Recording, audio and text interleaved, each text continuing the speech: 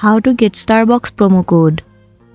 So the very first thing you want to do is to head over to any of the web browser.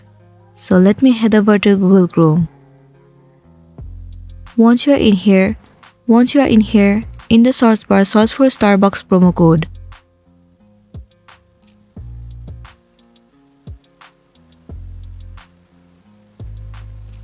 Well, different sites will be available to you. Head over to the very first site.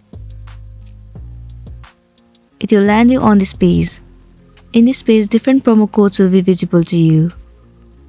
Right here, click on Show More. Well, you can copy any of the promo code from here. All you want to do is tap on it. Well, the promo code has been copied successfully.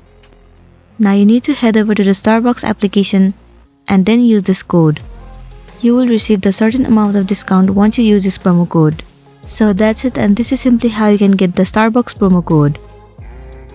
I really hope this video is going to be helpful for you. Thank you for watching it till the end.